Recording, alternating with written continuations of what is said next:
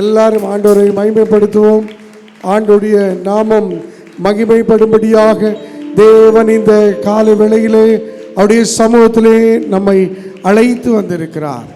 ஆண்டவர் நமக்கு பாராட்டி இருக்கிற கிருபைகள் ஏராளம் ஏராளம். அவருடைய பராமரிப்பு நம்முடைய ஜீவனையே காத்திருக்கிறது. எத்தனை பேர் சொல்ல முடியும், ஆண்டவருடைய பராமரிப்பு தான் என் ஜீவனையே காத்திருக்கிறது? கரங்களை தட்டி அந்த ஆண்டவரை மகிமைப்படுத்துவோமா? ஆண்டவரே, எத்தனை நாச மோசங்கள், எத்தனையோ எதிர்பாராத விபத்துகள், நீர் எங்களை காத்தீரே, நீர் எங்களை கண்டீரே, நீர் எங்களுக்கு அரணாய் இருந்தீரே. அப்பா, உமக்கே ஸ்தோத்திரம், உமக்கே ஸ்தோத்திரம். எங்கள் வாழ்நாளெல்லாம் களிகூர்ந்து மகிழும்படி காலையிலே உடைய கிருபையினால எங்கள் வாழ்க்கையை திருப்தியாக்கும் என்று சொல்லி மோசே 90வது சங்கீதத்திலே ஜெபிக்கிறார். நம்முடைய வாழ்நாளெல்லாம் களிகூர்ந்து இருக்கும்படியாக ஆண்டவர் நம்மை ஒவ்வொரு காலையிலும் நம்முடைய வாழ்க்கையை திருப்தியாக்குற தேவன். காலையிலே சத்தத்தை கேட்டு எழுவீர், காலையிலே உமக்கு நேரே வந்து ஆயத்தமாகி காத்திருப்பேன் என்று சொல்லி சங்கீதக்காரன் சொல்கிறார். இந்த காலை வேளையிலும் கர்த்தரை புகழும்படியாக, ஆண்டவரை ஆராதிக்கும்படியாக, ஒருவராய் பெரிய காரியங்களை செய்கிற சர்வ வல்லமுள்ள தேவனை, இந்த அண்ட சராசரங்களை படைத்த ஆண்டவரை ஆராதிக்கிற இந்த வேளையில் நாம் எல்லாரும் நம்முடைய முழு உள்ளத்தோடும் முழு ஆத்மாவோடும் முழு பலத்தோடு கூட அந்த ஆண்டவரை நாம் உயர்த்த அழைக்கப்படுகிறோம். அல்லேலூயா! எல்லார் கரங்களை உயர்த்தி சொல்லுவோமா? அல்லேலூயா, அல்லேலூயா!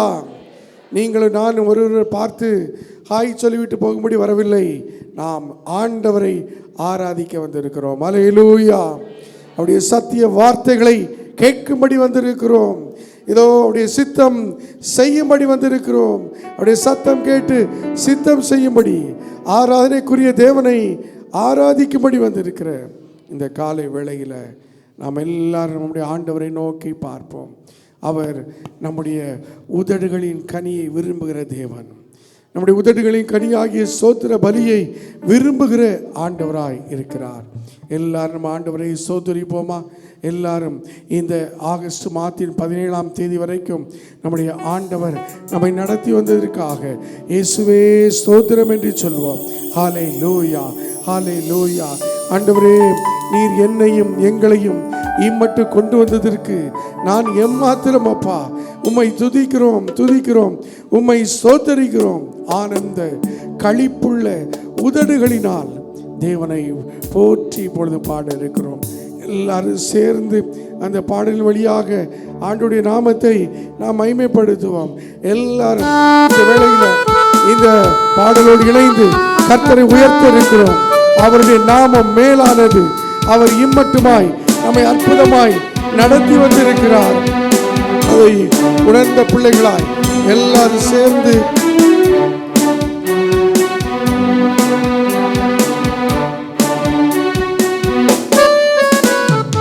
ஆனந்த களிப்புள்ள உதடுகளா போற்றி புகழுவே. எல்லாரும் ஆனந்த களிப்புள்ள உதடுகளா ஆமென் போற்றி புகழுவே. அறுசுவை உணவு உண்பது போல் திருப்தி அடைகிறேன். அறுசுவை உணவு உண்பது போல் திருப்தி அடைகிறேன். துதிக்கிறேன். ஆனந்த களிப்புள்ள உதடுகளா போற்றி புகழுவேன். ஆனந்த களிப்புள்ள உதடுகளா போற்றி புகழுவேன். மேலானது உன் பேரன்பு, உயிரிலும் மேலானது, மேலானது உம் பேரன்பு, உயிரிலும் மேலானது. உதடுகள் துதிக்கட்டும் உயிருள்ள நாளெல்லாம், உதடுகள் துதிக்கட்டும். உயிருள்ள நாளெல்லாம்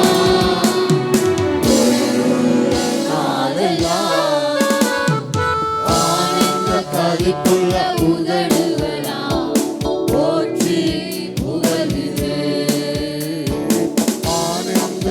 அவரே நம்முடைய தேவன், நீரே தேவன் ஆண்டவரே. தேவனே நீர் என் தேவன், ஆர்வமுடன் சொல்லி பாடுவோம். தேவா நீரே என் தேவன் அப்பா, ஆர்வத்தோடு உம்மை தேடி உம்மை பாடுகிறோம். மகிமை வாஞ்சிக்கிறேன், உம் வல்லமை காண்கிறேன். இயேசுவே மகிமை ஒவ்வொரு மேலும் உம் வல்லமை காண்கிறேன். வல்லமை காண்கிறேன். ஆனந்த களிப்புள்ள உதடுகளா போற்றி புகழ்கிறேன். அவர்தான் நம்ம துணை, அவர்தான் நம்முடைய கேடகமாய் நிழலாய் இருக்கிறவர். போற்றி புகழ்கிறேன். நீதானே என் துணையானே, களி கூறுவேன். இயேசுவே வேறு யாரிடத்தில் போவோம்? நீர் எங்கள் தஞ்சம், நீர் எங்கள் கோட்டை, நீர் எங்கள் கேடகம். ஆமென். உறுதியாய் பற்றிக் கொண்டு உம் வலக்கரம் தாங்குதையா. உறுதியாய் பற்றிக் கொண்டு உம் வலக்கரம் தாங்குதையா. தாங்குதையா. களிப்புள்ள உதடுகளால் போற்றி புகழ்கிறேன். ஆனந்த களிப்புள்ள உதடுகளால் போற்றி புகழ்கிறேன். அறுசுவை அறுசுவை உணவு உண்பது போல் திருப்தி அடைகிறேன். அறுசுவை உணவு உண்பது போல் திருப்தி அடைகிறேன். தினமும் துதிக்கிறேன். ஆனந்த களிப்புள்ள உதடுகளால் போற்றி புகழ்கிறேன். ஆனந்த களிப்புள்ள உதடுகளால் போற்றி புகழ்கிறேன். அளவற்ற அன்பினால் அழைப்பவரே, எண்ணற்ற நன்மையால் நிறைப்பவரே. அளவற்ற அன்பினால் அழைப்பவரே, எண்ணற்ற நன்மையால் நிறைப்பவரே. மாசில்லாத நேசரே மகிமை பிரதாபம் பாசத்தாலும் பாதம் பற்றிடுவேனே. மாசில்லாத நேசரே மகிமை பிரதாபம் பாசத்தாலும் பாதம் பற்றிடுவேன். அடைக்கலமே உமதடிமை நானே ஆர்ப்பரிப்பேனே. மகிழ்ந்தே கர்த்தர் செய்த நன்மை கலையே நித்தம் நினைப்பேனே. கர்த்தர் நீ செய்த நித்தம் பயங்கரமான புயலில் கொடிய அலை மத்தியில் பயங்கரமான புயலில் கொடிய அலை காக்கும் கரம் கொண்டு நான் சேர்த்தடைத்த என்று பாடுவேன். காக்கும் கரம் கொண்டு நான் சேர்த்தடைத்த என்று பாடுவேன். இயேசு என்னும் நாமமே கீதமே என் நேசரே சுவை என்றும் ஏற்றி மகிழ்ந்திடுவேன். என் நேசரே சுவை ஏற்றி மகிழ்ந்திடுவேன். என் நேசரே சுவை நான் என்றும் ஏற்றி தேவனை துதித்திடுவோம். சபையில் தேவனை எழுந்தருள ஒரு மனதோடு அவர் நாமத்தை துதிகள் செலுத்தி போற்றிடுவோம். ஒரு மனதோடு அவர் நாமத்தை துதிகள் செலுத்தி அல்லேலூயா அல்லேலூயா தேவனுக்கே அல்லேலூயா கர்த்தருக்கே அல்லேலூயா பரிசுத்தருக்கே அல்லேலூயா ராஜனுக்கே அல்லேலூயா தேவனுக்கே அல்லேலூயா கர்த்தருக்கே அல்லேலூயா பரிசுத்தருக்கே அல்லேலூயா சபையில் உம்மை அழைக்கின்றோம். சபையில் உம்மை அழைக்கின்றோம். சகாயம் பெற்று வாழ்ந்திடுவோம். சாத்தானை என்றும் ஜெயித்திடுவோம். சாகும் வரையில் உழைத்திடுவோம். சாத்தானை என்றும் ஜெயித்திடுவோம். சாகும் வரையில் உழைத்திடுவோம். அல்லேலூயா தேவனுக்கே அல்லேலூயா அல்லேலூயா அல்லேலூயா ராஜனுக்கே அல்லேலூயா தேவனுக்கே அல்லேலூயா கர்த்தருக்கே அல்லேலூயா பரிசுத்தருக்கே அல்லேலூயா ராஜனுக்கே. எல்லார் கரங்களை தட்டி ஆண்டவரை மகிமைப்படுத்துவோம். ராஜாதி ராஜாவுக்கே எல்லா துதியும் கனமும் மகிமையும் செலுத்துகிறோம். ஒவ்வொரு நாளிலும் நம்மோடு கூட இருந்து வருகிற ஆண்டவர் ஒவ்வொரு சூழ்நிலைகளிலும் நம்மை கைவிடாமல் நடத்தி வருகிற தேவனாய் நம்முடைய ஆண்டவர் இருக்கிறார். அவர் நான் உன்னை விட்டு விலகுவதும் இல்லை, உன்னை கைவிடுவதும் இல்லை என்று சொல்லியிருக்கிறார். அந்த ஆண்டவர் எத்தனையோ முறை அந்த வார்த்தைகளை நமக்கு நினைவுபடுத்தியும் எத்தனையோ நேரம் நாம் அவரை மறந்து இருக்கிறோம். எத்தனையோ நேரம் நாம் அவரை விட்டு நம்முடைய இஷ்டத்துக்கு நாம் வாழ்ந்திருக்கிறோம். இந்த கால வேளையில் ஆண்டவர் ஒவ்வொரு நாளிலும் ஒவ்வொரு நிமிடமும் பிரியாத ஒரு வரத்தை எனக்கு தாங்க ஆண்டவரே என்று சொல்லி ஆண்டவருடைய கரத்தில் நாம் கேட்போமா? நீர் எங்களோடு கூட இருந்து ஒவ்வொரு சூழ்நிலைகளிலும் ஆண்டவரே நாங்கள் உம்மோடு இருக்கிற பிள்ளைகளாய் நடக்க எங்களுக்கு அருள் செய்யும் என்று சொல்லி ஆண்டவருடைய கரத்திலே ஒப்பு கொடுப்போமா? இந்த பாடலை அப்படியே ஒரு ஜெப பாடலாகவே பாடி நம்மை ஆண்டவருடைய கரத்தில் ஒரு இரு சரணங்களை அப்படியே பாடி ஆண்டவருடைய கரத்திலே நம்மை ஒப்பு கொடுப்போம். ஹல்லேலூயா. ஒவ்வொரு நாட்களிலும் பிரியாமல் கடைசி வரை ஒவ்வொரு நிமிடமும் கிருபையால் நடத்திடுவார். ஒவ்வொரு நாட்களிலும் பிரியாமல் கடைசி வரை ஒவ்வொரு நிமிடமும் கிருபையால் நடத்திடுவார். நான் உம்மை நேசிக்கிறேன்,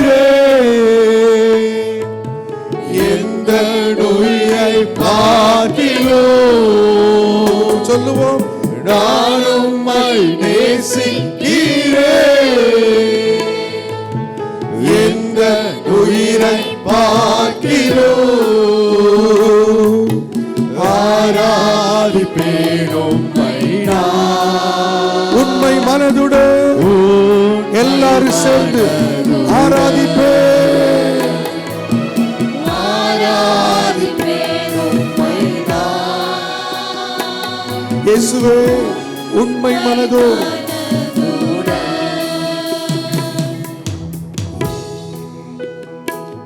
என்னை நேசிக்கும் நேசத்தின் தேவனே, என்னை நேசித்த நேசத்தின் ஆழமதி,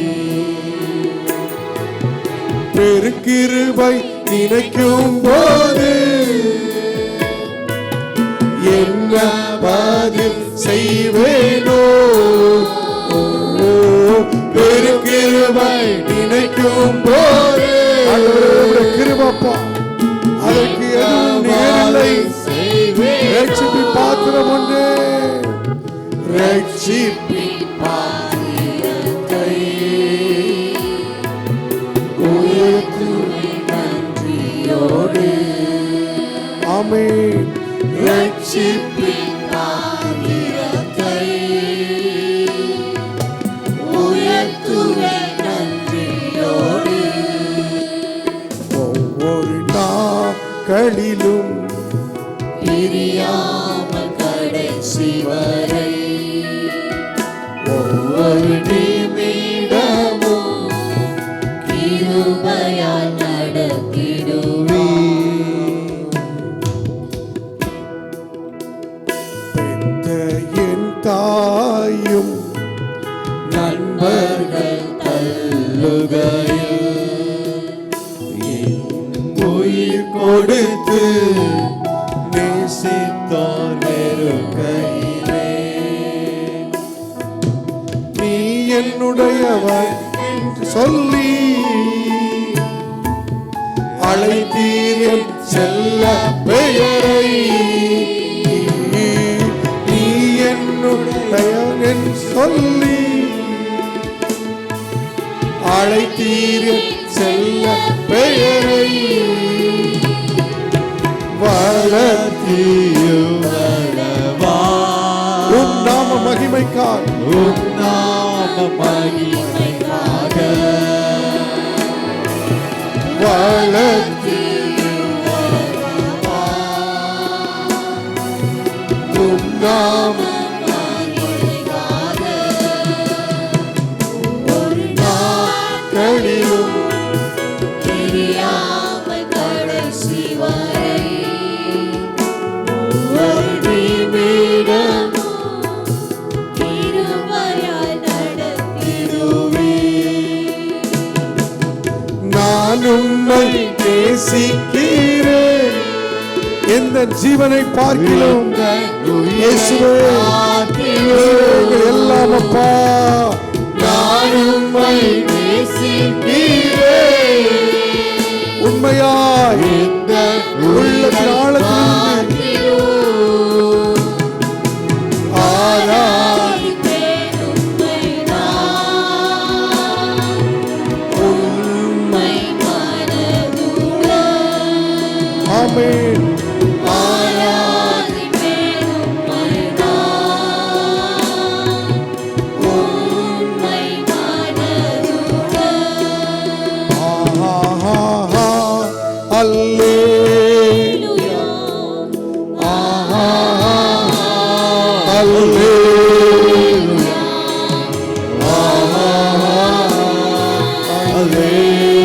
அல்லேலூயா, அல்லேலூயா. ஆமென். ஒவ்வொருவரையும் ஆராதிக்கிற ஒவ்வொரு பிள்ளைகளையும், சிறியோர் பெரியோர் முதியோர் அனைவரையும் ஆண்டவரே இந்த வேளையில் நம்முடைய மகிமையினால நிரப்புவீராக. ஒவ்வொருவரும் உடைய சக்திக்கு அடைக்கலமாய் நீர் பாதுகாத்துக் கொள்ளும்படியாய் ஒப்புக் கொடுக்கிறோம்.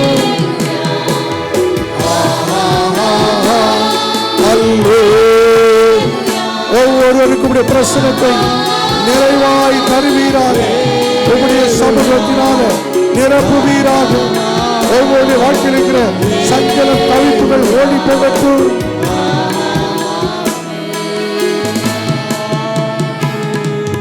கூயவனே கூயவனே படைப்பின் காரணமே களிமண்ணான என்னையுமே கண்ணோக்கி நோக்கி பார்த்திடுமே. குயவனே குயவனே படைப்பின் காரணரே, களிமண்ணான என்னையுமே கண்ணோக்கி பார்த்திடுமே. நிசரேவும் தீரும் பாதமமர்ந்து நிம்மதி நிம்மதியே, நேசரேவும் திரு பாதமமர்ந்து நிம்மதி நிம்மதியே. ஆர்வமுடன் பாடி துதிப்பேன் ஆனந்தம் ஆனந்தமே.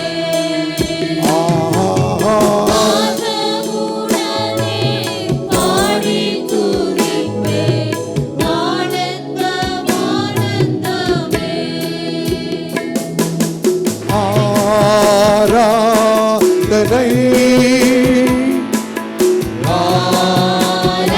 ஆராதனை ஆராதனை ஆராதனை என் அன்பர் இயேசுவுக்கே, என் அன்பர் இயேசுவுக்கே.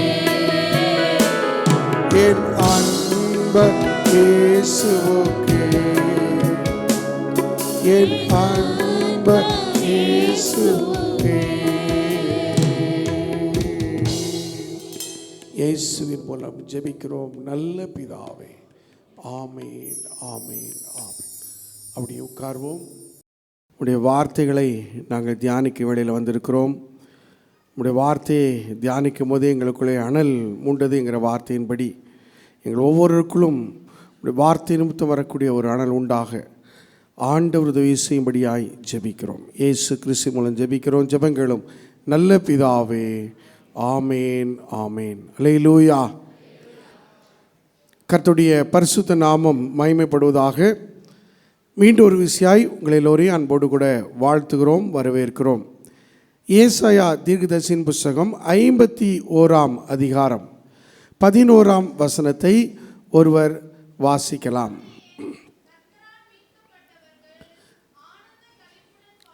கர்த்தரால் மீட்கப்பட்டவர்கள் ஆனந்த களிப்புடன் பாடி சீயோனுக்கு திரும்பி வருவார்கள். நித்திய மகிழ்ச்சி அவர்கள் தலையின் மேல் இருக்கும். சந்தோஷமும் மகிழ்ச்சியும் அடைவார்கள். சஞ்சலமும் தவிப்பும் ஓடி போகும். அல்லேலூயா. கர்த்தரால் மீட்கப்பட்டவர்கள் ஆனந்த களிப்புடன் பாடி. ஆனந்த களிப்பு, களிப்பை உண்டாக்குகிற தேவன். அல்லேலூயா. நம்முடைய தேவன் நம்மை களிகூர பண்ணுகிற ஒரு தேவனாக இருக்கிறார். இந்த உலகத்திலே நம்முடைய களிப்பை ஒரு சின்ன காரியம் கூட கெடுத்து விடக்கூடிய ஒன்றாக இருக்கிறது. ஒரு மனிதனுடைய ஒரு சின்ன பார்வை நம்முடைய களிப்பை கெடுத்து விடும். ஒரு சின்ன செயல் நம்முடைய களிப்பை கெடுத்துவிடும். ஒரு ஃபோன் கால் நம்முடைய களிப்பை, மகிழ்ச்சியை கெடுத்துவிடும். அருமையான கர்த்தருடைய பிள்ளைகளே, கர்த்தரால் மீட்கப்பட்டவர்கள் ஆனந்த களிப்புடன் பாடி. ஆண்டவர் சந்தோஷத்தை தருகிற தேவனாய் இருக்கிறார். அவர் சந்தோஷத்தை, களிப்பை கொடுக்க ஒரு உண்மை உள்ள ஒரு தேவனாய் இருக்கிறார். இந்த கால வேளையில் சோர்ந்து போயிருக்கிறீர்களோ, தேவன் நம்மை களிகூர பண்ண வல்லவராக இருக்கிறார். அல்லேலூயா. எலியா தீர்க்கதரிசியை போல சூரை செடியின் அனுபவத்தில் இந்த கால வேளையில் நீங்கள் காணப்படுகிறீர்களோ? சூரை செடியின் கீழே இருப்பவர்கள் இன்னும் எத்தனை காலம்தான் நான் இப்படி வாழ்வது, இன்னும் எத்தனை காலம்தான் நான் கசப்போடு வாழ்வது? இனி எத்தனை காலம்தான் நான் ஒளிந்து வாழ்வது? இனி எத்தனை காலம்தான் என் பிரச்சனையோடு வாழ்வது? இனி எத்தனை காலம்தான் நான் இப்படி ஓடி ஒளிவது என்றெல்லாம் எண்ணங்களை கொண்டு வரும். சூறை செடிதான், ஆனால் அங்கே தூதன் வந்தான். அல்லேலூயா. எலியா படுத்திருந்த அந்த சூறை செடியின் கீழ் தூதன் வந்தான். எலியாவே, உன் பிரச்சனைகள் ஒளிந்தது, இதோ உன்னை கொன்று போடுவேன் என்கிற ஏசபேல் செத்து போய்விட்டாள் என்கிற செய்தியை சொல்லும்படியாக தூதன் அங்கே வரவில்லை. அல்லேலூயா. தூதன் அங்கே ஏசபேல் செத்து போய்விட்டாள் என்கிற செய்தியை சொல்லும்படியாக வராமல், பிரச்சனை முடிந்து விட்டது என்று சொல்லவும் அங்கே வராமல், அந்த தூதன் எலியாவை பார்த்து இப்படி சொல்கிறான், நீ போக வேண்டிய தூரம் வெகு தூரம் என்று சொல்கிறார். அல்லேலூயா. நீ போக வேண்டிய தூரம் வெகு தூரம். இந்த கால வேளையில் சூறை செடியின் அனுபவத்தில் சோர்ந்து போய் தளர்ந்து போய், என் பிரச்சனை முடியாதாம், என் போராட்டம் முடியாதாம், என்னுடைய வாழ்க்கையில் இந்த நிலையில் நான் அப்படியே விழுந்து விடுவேனோ என்று சொல்லி பயத்தோடு நடுக்கத்தோடு ஆண்டவருடைய சமூகத்தில் நீங்கள் வந்திருப்பீங்கன்னு சொன்னால், பிரச்சனைகள் மத்தியில் அங்கே படுத்திருந்த எலியா முன்பாக வந்து அவனை தட்டி எழுப்பின தூதன் அவனை பார்த்து சொன்ன வார்த்தை, அவன் பிரச்சனை முடிந்தது என்று சொல்லவில்லை, ஏசபேல் செத்து போய்விட்டாள் என்று சொல்லவில்லை, மாறாக நீ போக வேண்டிய தூரம் வெகு தூரம். அல்லேலூயா. இந்த கால வேளையில் ஒருவேளை உங்கள் பிரச்சனைகளை பார்த்து சோர்ந்து போய் ஆண்டவருடைய சமூகத்தில் வந்திருக்கிறீர்களோ, தளர்ந்து போய் வந்திருக்கிறீர்களோ, இந்த பிரச்சனையை எப்படி மேற்கொள்வது, இந்த கோலியாத்தை எப்படி மேற்கொள்வது, இந்த எரிகோவை எப்படி தகர்ப்பது, இந்த யோர்தானை எப்படி கடற்பது, நீ போக வேண்டிய தூரம் வெகு தூரம் என்று சொல்லி ஆண்டவர் நம்மோடு கூட சொல்கிறார். அல்லேலூயா. இந்த காலவேளையில் நமக்கு ஒரு உற்சாகமான செய்தி அதுதான். எதிராளி விழுந்து போனான் என்கிற செய்தி அல்ல, பிரச்சனை முடிந்து போனது என்கிற செய்தி அல்ல. இதோ நீ போக வேண்டிய தூரம் வெகு தூரம். கரங்களை தட்டி ஆண்டவரை மகிமைப்படுத்துவோமா? என் வாழ்க்கை அவ்வளவுதான், இதோடு முடிந்து போய்விட்டது என்று சொல்லி எண்ணத்தோடு கூட ஆண்டவருடைய சமூகத்தில் வந்திருக்கிறாயோ? என் வாழ்க்கையில் இனி நன்மை வருமோ, என் வாழ்க்கையில் இனி ஆசீர்வாதம் வருமோ, என் வாழ்க்கையில் இனி எந்த இன்பம் வருமோ? நீ போக வேண்டிய தூரம் வெகு தூரம், நீ போக வேண்டிய தூரம் வெகு தூரம் என்பதை ஆண்டவர் இந்த கால வேளையில் நம்மோடு கூட பேசுகிறார். ஆம், பரத்திலிருந்து வருகிற செய்தி நமக்கு ஒரு புதிய பலனை தரக்கூடிய ஒரு செய்தியாக இருக்கிறது. சஞ்சலமும் தவிப்பும் ஓடி போகும், சந்தோஷம் மகிழ்ச்சியும் அடைவார்கள். அருமையான கர்த்தருடைய பிள்ளைகளே, களிப்பை உண்டாக்குற தேவன் நம்மோடு இருக்கும்போது சோர்வை அவர் எடுத்து போடுகிறார். அவர் களிப்பை நமக்கு தந்து தைரியப்படுத்துகிறார். அந்த உணவை கொடுத்து அந்த எலியாவை அவர் 40 நாட்கள் இரவும் பகலும் ஒரே பங்குற பர்வதம் வரைக்கும் நடக்க வைக்கிறார். அல்லேலூயா. சுமார் 2500க்கு அதிகமான மைல்களுக்கு அப்பால் இருக்கிற அந்த ஒரே பர்வதம் வரைக்கும் அவர் இரவும் பகலுமாய் நடந்து கொண்டே இருக்கிறார். அவர் போக வேண்டிய தூரம் வெகு தூரம் என்பதை ஆண்டவர் அந்த ஒரே பர்வதத்தை நோக்கி அந்த எலியாவை நடத்தினது போல நம்மையும் நடத்தினார். நான் சாக போகிறேன், இதோ நான் வாழ்ந்து பிரயோஜனமில்லை என்று சொன்ன எலியாவை நீ போக வேண்டிய தூரம் வெகு தூரம் என்று சொல்லி அங்கே அவன் ராஜாக்களை அபிஷேகம் பண்ணவும், எலிசாவை தன் சாலத்தில் அபிஷேகம் பண்ணவும் தேவன் அவனை அங்கே தொடர்ந்து பயன்படுத்தினதை வேதத்திலே பார்க்கிறோம். கிறிஸ்துவுக்குள் அன்பான தேவ பிள்ளைகளே, நீங்களும் நானும் வாழ்க்கை அவ்வளவுதான் என்று சோர்ந்து போக வேண்டாம். தேவன் நமக்கு களிப்பை உண்டாக்கக்கூடிய தேவனாய் இருக்கிறார். அல்லேலூயா. களிப்பு எப்பொழுது நமக்கு உண்டாகும்?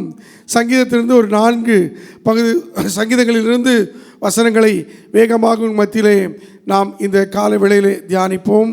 முதலாவதாக களிப்பு எப்பொழுது உண்டாகும் என்று பார்க்கும்பொழுது 30ஆம் சங்கீதம் 5ஆம் வசனத்தை வாசிப்போம். அவருடைய கோபம்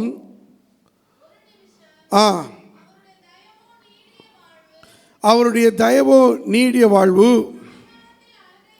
சாயங்காலத்தில் அழுகை தங்கும், விடியற் காலத்திலே களிப்பு உண்டாகும். களிப்பு எப்பொழுது உண்டாகும்? விடியற் காலத்திலே களிப்பு உண்டாகும். இங்கே வசனம் சொல்கிறது, சாயங்காலத்திலே அழுகை தங்கும். சாயங்காலம் போல உங்கள் வாழ்க்கை காணப்படுகிறதோ? சாயங்காலம் போல என் வாழ்க்கை அழுகையாக இருக்கிறது, சாயங்காலம் போல என் வாழ்க்கை அழுகையும் கண்ணீருமாக இருக்கிறது என்று சொல்லி சோர்ந்து போய் ஆண்டவருடைய சமூகத்துக்கு வந்திருக்கிற தெய்வ பிள்ளைகளே, உங்களுக்கென்று எனக்கென்று ஒரு விடியற் காலத்தை ஆண்டவர் வைத்திருக்கிறார். அல்லேலூயா. விடியற் காலத்திலே களிப்புண்டாகும், விடியற் காலத்திலே களிப்புண்டாகும் என்று சொல்லி இங்கே வேதம் சொல்கிறதை நாம் பார்க்கிறோம். ஆம், நம் ஒவ்வொருவருக்கும் ஒரு விடிய காலம் உண்டு.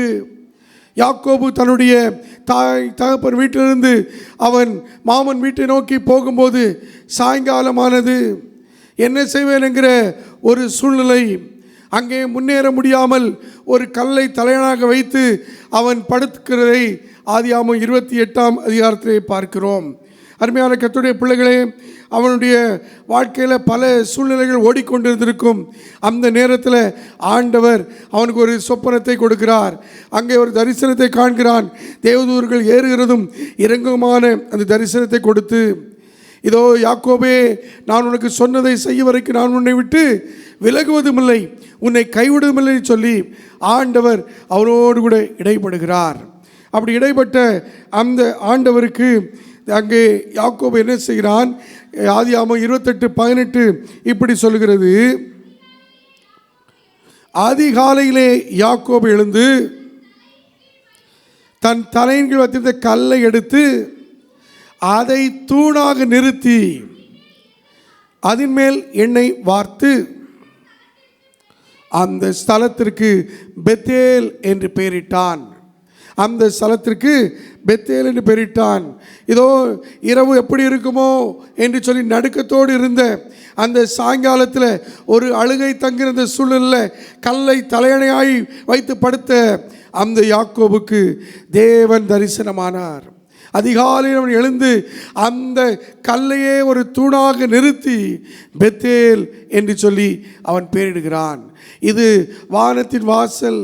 தேவனை அங்கே தான் முகமுகமாய் கண்டு தான் பிழைத்து கொண்டதை அங்கே சொல்லி இது வானத்தின் வாசல் என்று சொல்லி அவன் பெயரிடுகிறதை பார்க்கிறோம். விடியற் காலையிலே அவனுக்கு ஒரு களிப்பு உண்டாகிறதை இந்த இடத்திலே பார்க்கிறோம்.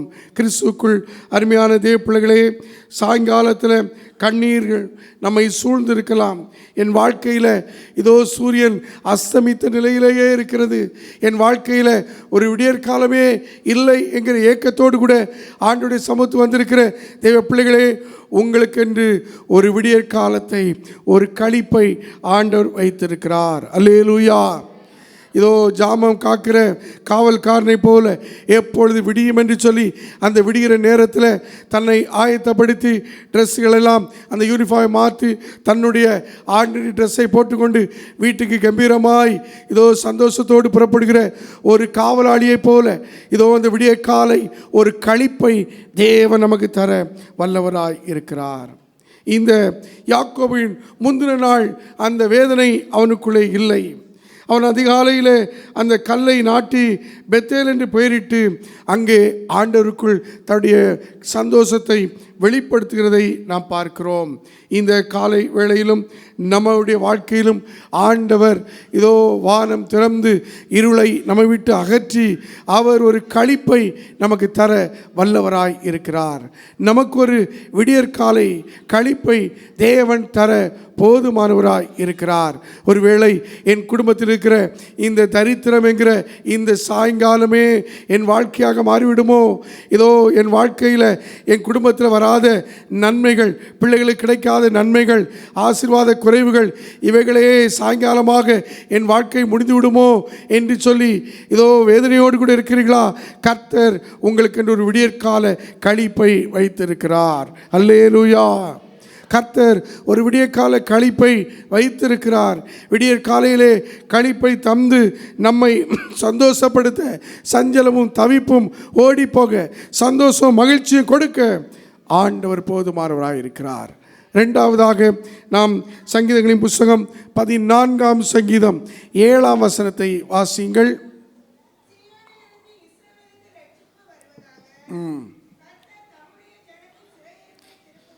கர்த்தர் தம்முடைய ஜனத்தின் சிறையிருப்பை திருப்பும்போது யாக்கோபுக்கு களிப்பும் இஸ்ரவேலுக்கு மகிழ்ச்சியும் உண்டாகும். அல்லேலூயா.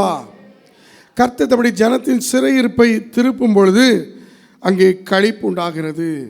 சிறைப்பட்ட அனுபவத்திலிருந்து தேவன் நம்முடைய வாழ்க்கையை மாற்றும்போது ஒரு களிப்பு உண்டாகிறது. இன்றைக்கி பிசாசு எல்லோரையும் அவன் சிறைபிடிக்கிறவனாக இருக்கிறான். எல்லாம் சரியாக இருந்தாலும் என் மனசு சரியில்லைங்க என்று சொல்லி அநேகர் இதோ இந்த பிசாசினாலே சிறை பிடிக்கப்பட்ட அனுபவத்தில் இருப்பதை நாம் பார்க்கிறோம். அருமையான கர்த்தருடைய பிள்ளைகளே, கர்த்தரை விசுவாசிக்கிறவனோ கர்த்தரை நம்புகிறவனோ செழிப்பான். அவர் நம்முடைய வாழ்க்கையில் இருக்கிற எல்லா இரும்பு தாழ்ப்பாள்களையும் உடைக்க வல்லவர். அவர் நம்முடைய வாழ்க்கையில் இருக்கிற எல்லா சிறையிருப்புகளிலிருந்து நம்மை வெளியே கொண்டு வர போதுமானவர். கடினமானது என்று சொல்லி அவருக்கு எதுவுமே இல்லை. ஆம், நம்முடைய தேவனால் எல்லாம் கூடும். சிறையிருப்பை திருப்பக்கூடும். ராஜா முத்திரை போட்டு இதோ சட்டம் நிறைவேற்றினாலும் அந்த சிறையிருப்பை ராஜாதி ராஜாவாகிய நம்முடைய ஆண்டவர் மாற்ற வல்லவராயிருக்கிறார். அல்லேலூயா. ஆம், அதுதான் நம்முடைய ஆண்டவருக்குரிய சிறப்பு. சிறையிருப்பை கர்த்தர் தம்முடைய ஜனத்தின் சிறையிருப்பை திருப்பும் பொழுது யாக்கோபுக்கு களிப்பும் இஸ்ரவேலுக்கு மகிழ்ச்சி உண்டாகும். ஆகாசுவரி நாட்களில் ஆமான் இதோ யூத ஜனங்களை சிறையிருப்புகளை கொண்டு போனான். மொர்தெகாய் மேல் வைத்த அந்த பொறாமை முழு யூதர்களையும் இதோ ஒரு வித்தியாசமான ஒரு விருப்பமான ஜனம் இருக்கிறது, இவர்களை அழிக்க வேண்டும் என்று சொல்லி சட்டத்தை கொண்டு வந்தான். ஆனால் நடந்த காரியம் என்ன? மொர்தெகாயும் அங்கே எஸ்தரும் அவர்கள் ஒருமனப்பட்டார்கள். இந்த காலத்தில் மௌனமாக இருந்தால் யூதருக்கு சகாய இரட்சிப்பு வேறு இடத்திலிருந்து வரும் என்பதை அங்கே உணர்ந்த எஸ்தர் தன்னுடைய தாதிமாரோடு கூட ஜெபிக்கிறதை பார்க்கிறோம். முதல் வேதபாட வாசி கேட்ட எஸ்தர் 4ஆம் அதிகாரம் 14, 15, 16 அங்கே கூடி ஜெபிக்கிறார்கள். தேவன் கூடி ஜெபித்த பிறகு ராஜாவை ராணியே சந்திக்கக்கூடாதுங்கிற சட்டம் இருந்த அந்த நாட்களில் அந்த சட்டத்தை மீறி அங்கே ராஜாவை சந்திக்க இந்த எஸ்தர் போகிறார். நாம் அறிந்திருக்கிறோம், ராஜா அந்த நேரத்தில் செங்கோலை நீட்டினால் வரக்கூடிய நபர் உயிர் தப்புவார். செங்கோலை நீட்டவில்லை என்று சொன்னால் அவர்கள் கொலை செய்யப்படுவார்கள். ஆகினாலே அங்கே தன்னுடைய ஜனத்துக்காக சட்டத்தை மீறி நான் செத்தாலும் பரவாயில்லை என்று சொல்லி உபவாசம் இருந்து ஜெபித்து அங்கே எஸ்தர் போன போது அங்கே ராஜாத்தியே உன் வேண்டுதல் என்ன என்று அங்கே கேட்டதையும் அதன் பிறகு நடந்த காரியங்களை எஸ்தர் அங்கே விளக்கவும் ஆண்டவர் மொர்தெகாய்க்குரிய காரியங்களை அந்த டைரியின் வழியாக ஞாபக புஸ்தகம் வழியாக அந்த ராகாசுவருக்கு உணர்த்தவும் அந்த ஆமான் அந்த மொர்தெகாய்க்கு வைத்திருந்த தூக்கு மேடை ஆமானுக்கு போனதையும் நாம் எஸ்தர் புத்தகத்தை வாசிக்கும் பொழுது தெரிந்து கொள்ளலாம். அங்கே நடந்த காரியம், யூதர்களை சிறைப்பிடித்து எல்லோரையும் அழிக்க வேண்டும், மொர்தெகாவை தூக்கிலிட்டு கொல்ல வேண்டும் என்று சொல்லி ஆமான் சட்டத்தை அவன் ராஜாவிடத்தில் கொண்டு போய் பாஸ் பண்ணியிருந்த அந்த சூழலில் அந்த சட்டத்தை ஜெபத்தோடு கூட ராஜாவை சந்தித்த இந்த எஸ்தரின் வேண்டுதலை ஆண்டவர் கேட்டார். காரியம் மாறுதலாய் முடிந்தது. அல்லேலூயா. ஒரு ஜெபம் அங்கே சிறையிருப்பு இருந்த அந்த யூத ஜனங்களுக்கு ஒரு விடுதலையை கொண்டு வந்தது. இந்த நாட்களில் நம்முடைய வாழ்க்கையில் எப்பேற்பட்ட ஒரு சிறையிருப்பு இருந்தாலும் ஆண்டவரை நோக்கி ஜெபிக்கும் போது கர்த்தர் அற்புதங்களை செய்வார். கடந்த நாட்களில் குரோம்பேட்டை அண்ணாநகர் சபை 2 முறை இடிக்க கோர்ட் உத்தரவு வந்த சூழ்நிலையிலும் விடாமல் ஜெபித்து அங்கே நாம் அந்த மேலே டெல்லியில் நாம் அதற்கான அந்த காரியங்களை வைத்தபோது டெல்லியில் இருந்து அங்கே வந்த பதில் தடுத்து நிறுத்தி வைக்கப்பட்டிருக்கிறது. இப்பொழுது அதை இடிக்க வேண்டாம். ஒரு ஜெபம் எப்படி என்ன பண்ணுது, ஒரு செயலாற்றுகிறது என்று பாருங்கள். இந்த குரோம்பேட்டை அண்ணா நகர் இந்த சபைக்கு சரியான இந்த ஆவணங்கள் இல்லை, அதை இடிக்க வேண்டும்ங்கிற சூழல், அங்கே 100% இடித்தே ஆக வேண்டும் நிலை வந்தாலும் எல்லோரும் ஜெபித்தோம், சபையாக ஜெபித்தோம். ஆண்டவர் சுப்ரீம் கோர்ட்டில் இப்பொழுது அங்கே இப்போதைக்கு அந்த காரியத்தை என்ன பண்ணியிருக்காங்க, நிறுத்தி வச்சிருக்காங்க. ஆண்டவர் அவர் நியாயாதிபதியாக இருந்து நல்லபடியாய் அந்த சபையை அவர் மீட்டு தர தொடர்ந்து நாம் ஜெபிப்போம். கர்த்தர் பெரிய காரியங்களை செய்வார். அல்லேலூயா. ஆக சிறையிருப்பை இருந்து ஒரு களிப்பை உண்டாக்குகிற ஆண்டவர். எஸ்தர் காலத்தில் யூத ஜனங்களின் சிறையிருப்பிலிருந்து ஒரு விடுதலையை ஜெபத்தின் வழியாக ஆண்டவர் கொடுத்து ஒரு களிப்பை ஏற்படுத்தினார். எஸ்தர் 8ஆம் அதிகாரம் 15ஆம் வசனம் 16ஆம் வசனத்தில் வாசிக்கும் பொழுது அந்த 15ஆம் வசனத்தின் பின்பகுதியில் இப்படி வாசிக்கிறோம். சூசா நகரம் ஆர்ப்பரித்து மகிழ்ந்திருந்தது, இவ்விதமாய் யூதருக்கு வெளிச்சமும் மகிழ்ச்சியும் களிப்பும் கனமும் உண்டாயிற்று என்று சொல்லி அங்கே சொல்லப்படுகிறதை பார்க்கிறோம். அருமையான கர்த்தருடைய பிள்ளைகளே, தேவன் தம்முடைய ஜனத்தின் சிறையிருப்பையிலிருந்து அவர்களை வெளியே கொண்டு வந்து களிப்பை கொடுக்கிற ஆண்டவராய் இருக்கிறார். இன்றைக்கி எந்த சிறையிருப்பில் இருந்தாலும் தேவன் நமக்கு களிப்பை கொண்டு வர அவர் வல்லவராக இருக்கிறார். அவரை நோக்கி நாம் விடாப்பிடியாய் ஜெபிக்கும்போது, உறுதியாய் ஜெபிக்கும்போது ஆண்டவர் அற்புதம் செய்வார். மூன்றாவதாக களிப்பை தருகிற தேவன் எப்படிப்பட்ட ஒரு களிப்பை தருகிறார்? 42ஆம் சங்கீதம் 4ஆம் வசனம்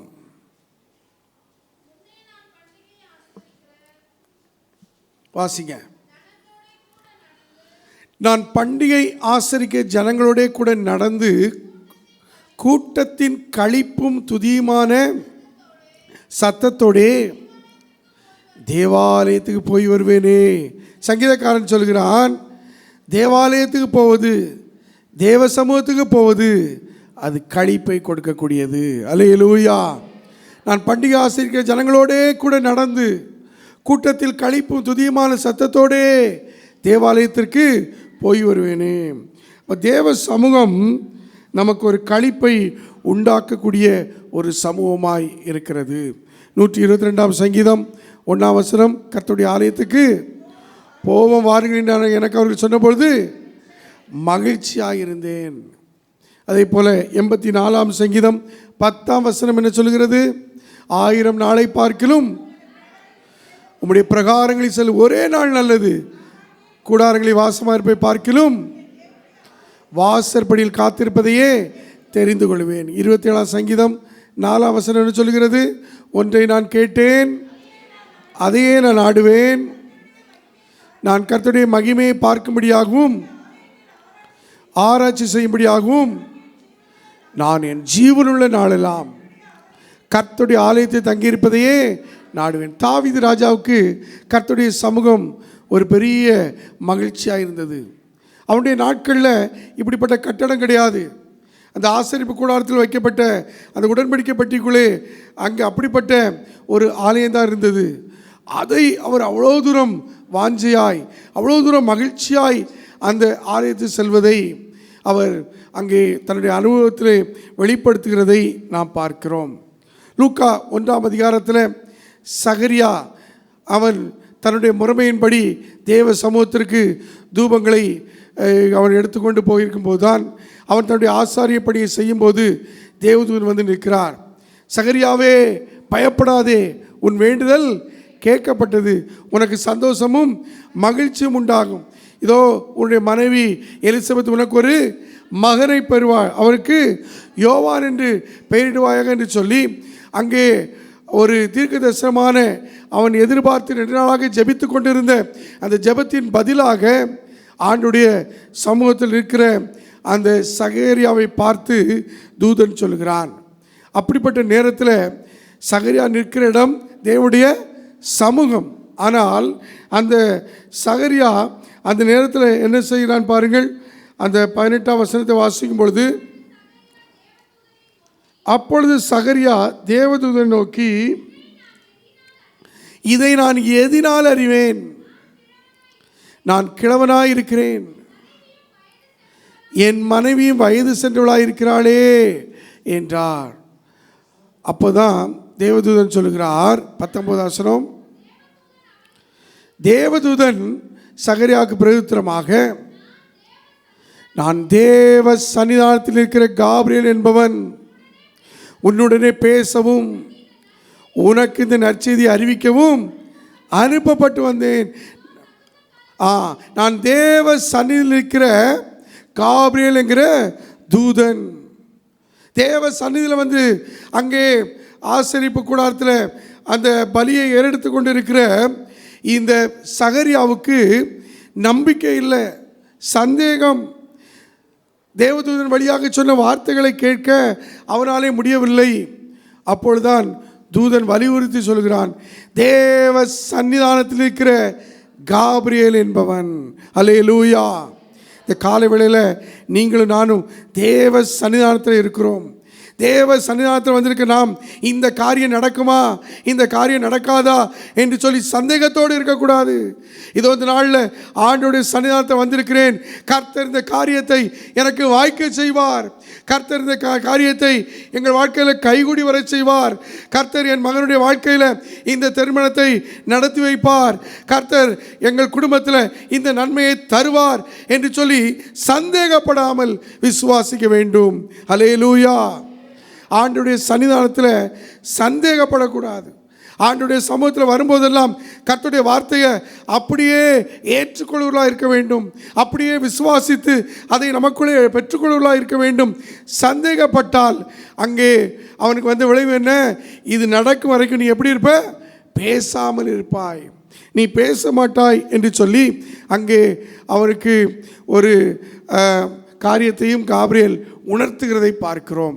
ஆண்டுடைய சன்னிதானத்துக்கு வரும்போதெல்லாம் தேவன் இதை செய்வார், தேவன் இதை நடத்துவார் என்கிற அந்த உறுதியோடு அந்த நம்பிக்கையோடு இருக்கணும். இன்றைக்கி போய் பார்ப்போம், ஏதாவது நடக்குதா, இன்றைக்கி போய் பார்க்கலாம், ஏதாவது ஆண்டவர் செய்வாரா, ஆண்டவர் செய்ய மாட்டாரா, சரி அவரை சோதித்து பார்ப்போங்கிற அந்த நிலையில் அல்ல.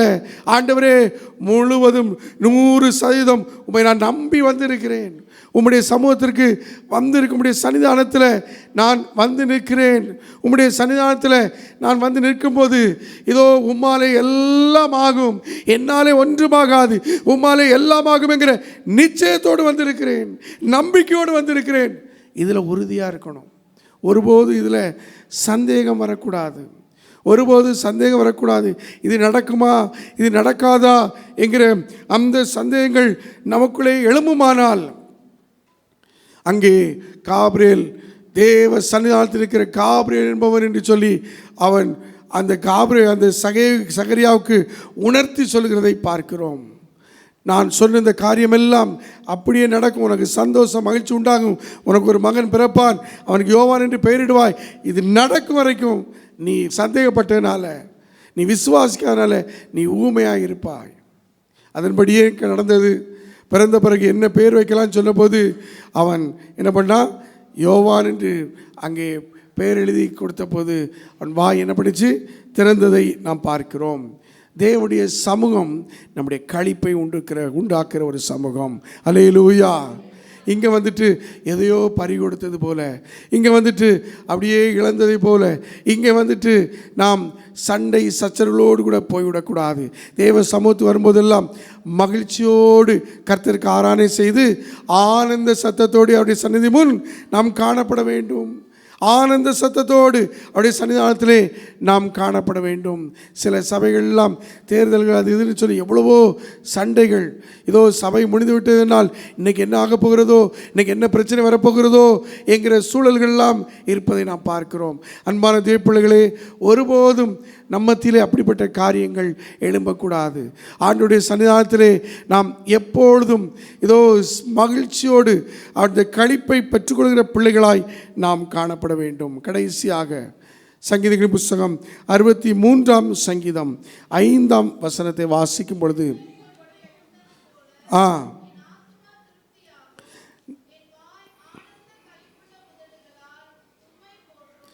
63:5 நிலத்தையும் கொழுப்பை உண்டது போல என் ஆத்துமா திருப்தியாகும், என் வாய் ஆனந்த களிப்புள்ள உதடுகளால் உம்மை போற்றும்.